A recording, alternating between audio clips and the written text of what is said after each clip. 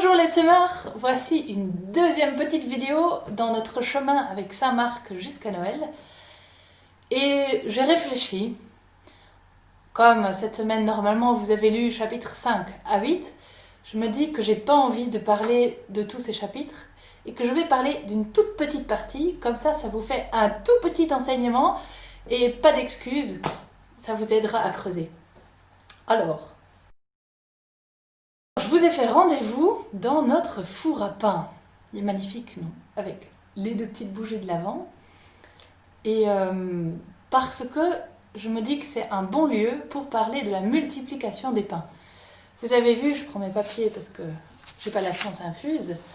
Vous avez vu que au chapitre 6 de Saint Marc et puis au chapitre 8, ils parlent tous les deux d'une multiplication des pains. Alors, je vais surtout parler de la multiplication des pains à partir du chapitre 6 au verset...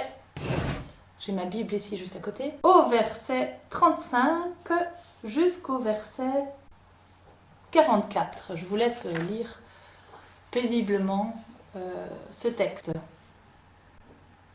Alors, juste pour situer un peu où on est dans l'évangile de Marc, tout le long du chapitre 6, on parle beaucoup de l'extension du royaume. Les disciples sont envoyés en mission... et reviennent tout joyeux de mission, et Jésus, il écoute leur joie, il voit qu'ils sont un peu fatigués, et il dit « Allez, on va à l'écart, reposez-vous, prenez du bon temps ». C'est là qu'intervient la multiplication des pains. Et puis, Jésus les envoie en barque, et dans la barque, il y a une tempête, et Jésus calme la tempête. Voilà pour un peu la situation générale. Comment va-t-on commencer cette petite analyse? Alors d'abord, quand vous lisez le texte, faites bien attention aux mots. Quels mots ressortent? Le mot qui revient le plus souvent, c'est le mot manger, le mot pain, et alors rassasier aussi, ça va avec manger, et le mot désert. Le mot manger revient près de 5 fois, vous vous en rendez compte? Dans un tout petit texte, c'est quand même beaucoup. Peut-être que Saint Marc a voulu nous dire quelque chose par là. Alors, regardons de plus près les personnages. Nous avons tout d'abord la foule. La foule qui a entendu Jésus, voit les disciples et qui voit que Jésus envoie les disciples à l'écart et qui ne veulent pas les quitter et qui les suivent, qui les devancent et qui se retrouvent dans ce lieu à l'écart. Jésus dit, c'est une foule sans berger. Donc on imagine très bien une foule, un mouvement de foule, quoi. Hein. C'est le chaos. Tout le monde se court dans les pattes. Tiens, ils sont où? On va où? Vite, c'est par là. J'ai vu qu'ils sont. Je sais où ils vont. Peut-être qu'ils vont se reposer par là. On voit cette foule qui fonce. Alors, deuxième personnage, et pas le moindre, Jésus. Jésus, qu'est-ce qu'il fait? Il accueille les disciples qui reviennent de mission tout heureux. Il s'inquiète pour eux. Il voit qu'ils sont fatigués. Il prend soin des disciples et il dit, il est temps de se reposer. Allez, on va aller à l'écart, comme ça vous pouvez vous reposer. Et Jésus aussi voit la foule. Il voit la foule, il dit qu'ils sont comme des brebis sans berger, et il est ému de compassion vis-à-vis de la foule. C'est Jésus aussi qui va encourager les disciples à prendre les choses en main. Alors, je vais essayer de creuser un peu le texte autour de deux thèmes. Tout d'abord, le thème pain, ou le thème manger. Parce qu'on a vu que le mot manger vient 5 fois, ce qui est quand même beaucoup. Alors, tout d'abord, les disciples rentrent tout joyeux de mission. Et puis, au fur et à mesure du texte, on se rend compte que ça devient un peu lourd. Ils se rabougrissent, ils râlent, ils sont très fatigués. Et l'inquiétude, et la faim, et la soif, et la fatigue fait tout voir en noir. Au verset 31, il dit « Venez à l'écart dans un lieu désert et reposez-vous un peu. Après cette mission, prenez le temps de vous reposer. » Ils y vont, ils sont complètement dépassés par la foule. Jésus est ému de compassion vis-à-vis de cette foule qui veut absolument les écouter, être avec eux, les entendre. Et Jésus qui leur donne un enseignement, et qui parle, et qui parle, et qui parle. Et l'évangile dit « Et l'heure se faisait déjà avancer ». En grec, il est marqué « l'heure était très nombreuse ». On voit les heures qui s'accumulent, qui s'accumulent, qui s'accumulent. Les disciples, ils n'en peuvent plus. Ils disent, bon, quand est-ce que ça finit ici? On a faim, on a envie de se reposer. Voilà la mission, et c'est encore la mission. Et nous, on voulait du repos. Jésus, c'est pour ça qu'on est venu ici, non?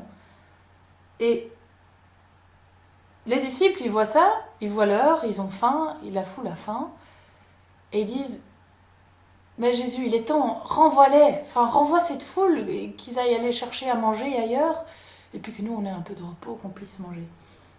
Et Jésus, qui leur dit, mais donnez-leur vous-même à manger. Alors c'est très intéressant, parce que qu'est-ce qui se passe avec les disciples? Comme j'ai dit, ils étaient tout joyeux, ils revenaient de la mission, et puis petit à petit, on sent la faim, la soif, ils râlent. Je dirais même, quand Jésus leur dit « donnez-leur vous-même à manger », ils répondent « attends, Jésus, on va pas aller dépenser 200 journées de salaire pour donner à manger à cette foule. 200 journées de salaire, j'ai calculé, ça fait plus de 6 mois. Non mais attends Jésus, ça va pas la tête, on n'a pas cet argent, on va pas aller dépenser 6 mois de travail acharné pour aller nourrir cette foule. » On sent qu'ils sont un peu énervés, quoi. Et donc, qu'est-ce qui se passe? On voit le mot désert qui revient 2 fois dans le texte. Au début, les disciples sont tout contents. Le désert, c'est un lieu de repos, de solitude, on sent qu'on va refaire nos forces, un peu comme les frères et sœurs quand nous on part en désert lundi, ça peut être ça. Et puis, face à l'inquiétude du temps qui passe, on a faim, on est fatigué, il faut que ça se termine, le désert en fait, ça devient un enfer. Parce que le désert devient un lieu sans ressources, où il y a cette grande foule, et il n'y a pas à manger, il n'y a pas à boire, on a soif, on a faim, il n'y a rien. Ben, le désert, ça peut être ça aussi. Et ça peut être ça aussi chez vous, dans le confinement. Des fois, c'est très chouette d'être à la maison. Des fois, il y a plein de petites choses à faire. On est entre nous, en famille, c'est sympa. On étudie un peu, on est dans la maison. Bon, là, c'est l'hiver. J'allais dire on jardine un peu, mais c'est l'hiver, on jardine pas beaucoup. Mais on peut décorer la maison. Et puis, des fois, ce désert, cette solitude, c'est lourd, on n'en peut plus. Et puis, une deuxième petite chose aussi qui fait sentir la mauvaise humeur des disciples, c'est leur attitude vis-à-vis de la foule. Ils reviennent de mission tout joyeux. « Oh Seigneur, c'est magnifique, on a rencontré plein de monde, on a annoncé ton nom, on a chassé les démons, on a guéri les malades. » La foule est quelque chose de positif, là. Et puis là, la multiplication des pains, qu'est-ce qui se passe? La foule est envahissante. « Oh non, Seigneur, renvoie-les, qu'ils aillent se chercher à manger et puis qu'on ait la paix. Fais-les partir. » C'est ce glissement des 2 petits mots, de le mot désert qui était au début très positif et puis à la fin négatif, puis le mot foule qui au début était très positif et à la fin négatif, on sent que ça les pèse. Et Jésus, en fait, va les prendre au mot. Il dit oui, c'est pesant, mais donnez-leur vous-même à manger. Imaginez-vous, vous voulez absolument essayer un nouveau jeu que vous avez reçu. Et voilà qu'il y a une visite qui arrive à la maison, il y a un apéro et vos parents vous demandent d'être absolument là. Du coup, vous ne pouvez pas essayer ce nouveau jeu. Mais qu'est-ce qu'on attend les minutes et les secondes pour qu'il passe, quoi? Les disciples sont exactement dans la même attitude. Renvoie-les, qui se débrouillent.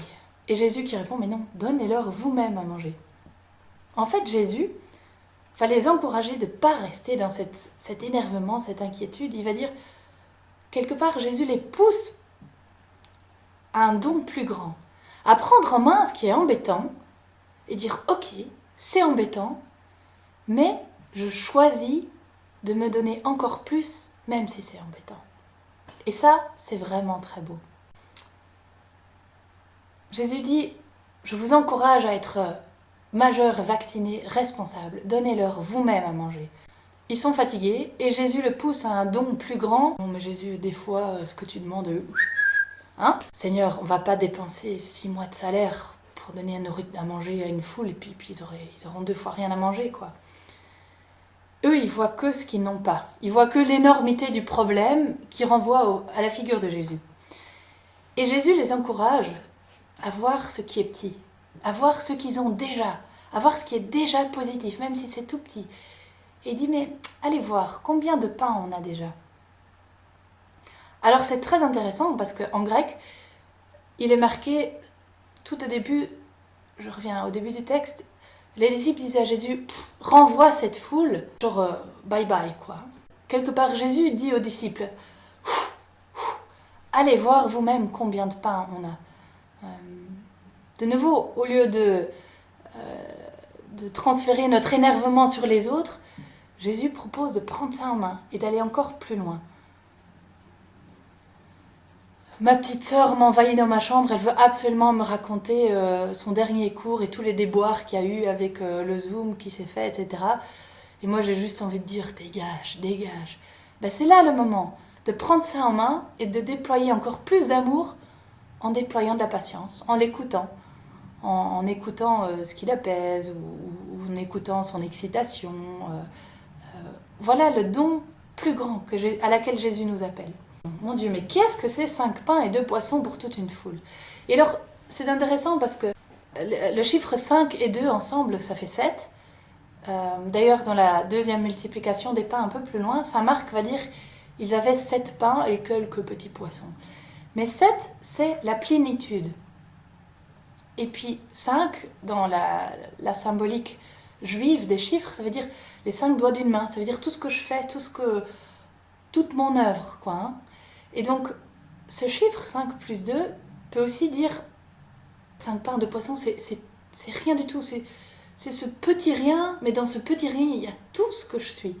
C'est un peu l'obole de la veuve. Vous vous souvenez que Jésus est assis à l'entrée du temple, et puis regarde la veuve passer, qui a mis deux piécettes. Et Jésus dit aux disciples, regardez, cette veuve, elle a mis presque rien, mais elle a donné tout ce qu'elle avait pour vivre. Et c'est vrai que parfois, ce plus grand amour à laquelle Jésus nous appelle, c'est 2 fois rien, c'est un tout petit peu de patience, c'est un tout petit peu de service, c'est un tout petit peu d'enthousiasme. Et pour nous, c'est déjà pas mal, c'est déjà tout ce qu'on peut donner pour le moment. Thérèse de Lisieux, elle disait, elle aimait bien ramasser des mérites pour Jésus, c'est-à-dire faire des petits efforts pour l'amour de Jésus. Elle dit des fois, il y a des jours où Bonjour le petit chat. Il y a des jours où la fatigue se fait sentir tellement fort que même des tout petits efforts, c'est comme si on ramasse l'or à la pelle. Il y a le chat qui va se brûler, vous voyez. C'est comme si on ramasse l'or à la pelle.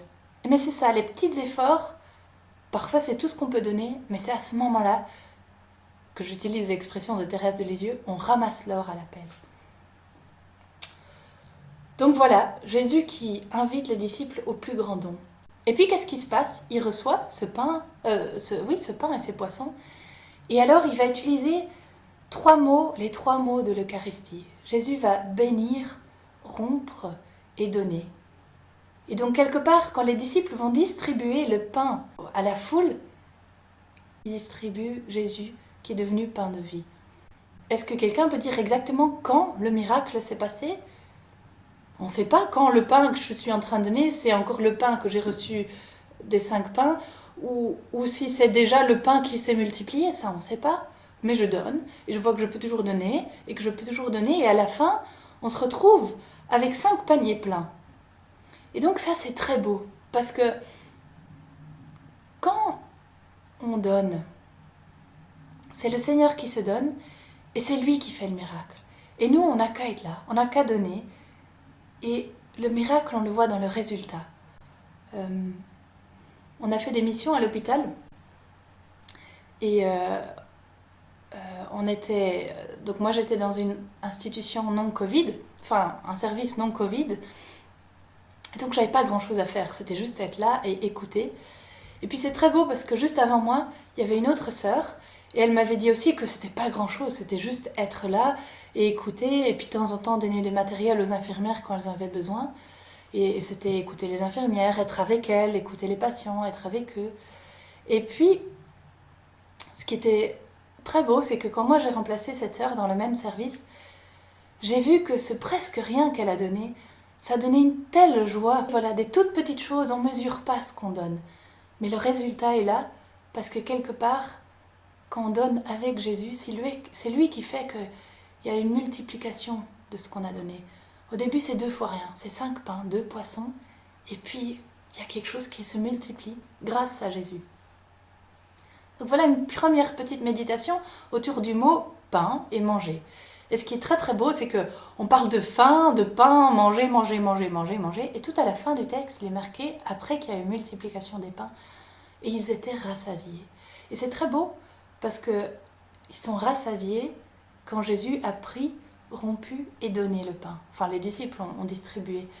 Mais c'est très beau, voilà, c'est l'Eucharistie qui rassasie. Et puis en ces temps où c'est peut-être plus difficile d'aller à la messe, où on suit la messe de loin, mais c'est le moment. C'est le moment de creuser notre désir, de réfléchir, mais pourquoi je vais à la messe? Qu'est-ce qui se passe? Quelle faim m'habite? Comment je suis rassasiée? Quelle est mon attitude vis-à-vis de Jésus? Et quel grand don j'ai de le recevoir lui-même pour pouvoir me donner, moi, après, à tous ceux qui m'entourent. Et puis même si je ne vais pas à la messe tous les jours maintenant, ou tous les jours, toutes les semaines au moins, mais c'est le moment de réfléchir comment je peux me donner aujourd'hui, maintenant, encore plus. Alors le deuxième petit mot, c'est le mot désert. Désert, donc nous on pense sable, aride et tout ce que tu veux. Et il demande à la foule de s'allonger sur l'herbe verte. Très étonnant. J'ai une petite interprétation. Relisez le texte. On parle de berger, parce que Jésus voit cette foule qui était sans berger et fut ému de compassion. Le désert, et puis l'herbe verte. Mais vous vous souvenez du psaume 23 qui dit « Le Seigneur est mon berger, je ne manque de rien, sur des prés d'herbes fraîches, il me fait reposer. » Mais c'est ça qui est en train de se passer. En fait, on est en train de nous montrer que Jésus est le bon berger, que c'est lui qui est en train de marcher comme un bon berger à la tête de son troupeau. Et c'est très beau aussi parce que cette foule un peu qui était dans le chaos, en train de suivre les disciples, les devancer pour essayer d'absolument les rencontrer, leur parler, écouter Jésus, c'est un peu comme les Juifs au désert, qui étaient sortis d'Égypte un peu à l'arrache, pas du tout organisés, et petit à petit, au fur et à mesure de l'Exode, Moïse qui marche à leur tête et qui va organiser cette troupe un peu informe et qui va devenir un peuple organisé. En fait, c'est ça qu'on est en train de lire entre les lignes dans ce texte. Jésus qui est le nouveau Moïse, qui est le bon berger, qui se met à la tête de cette foule pour les enseigner. Et d'ailleurs, très concrètement, il les organise. Il les organise par groupe de 50 et de 100. Et puis, le peuple s'allonge, se repose sur l'herbe fraîche, se rassasie, parce que Jésus est ce bon berger qui les guide et qui leur donne à manger. Donc voilà, je vous livre un peu ces petites méditations que j'ai eues en creusant un peu ce texte. J'espère que ça vous a éclairé et que ça vous aidera à creuser l'un ou l'autre évangile, petits morceaux qui vous touchent. Alors essayez de voir qu'est-ce qui se passe, quelle scène, où est-ce que ça se déroule, qui sont les personnages, quels sont les mots qui sont beaucoup utilisés, quel rôle ont les personnages. Et en prenant phrase par phrase, en relisant, en méditant, vous allez voir qu'on en sort plein de magnifiques petits enseignements. Donc voilà, je vous laisse avec ça et puis à la semaine prochaine pour une autre petite vidéo. Bye bye!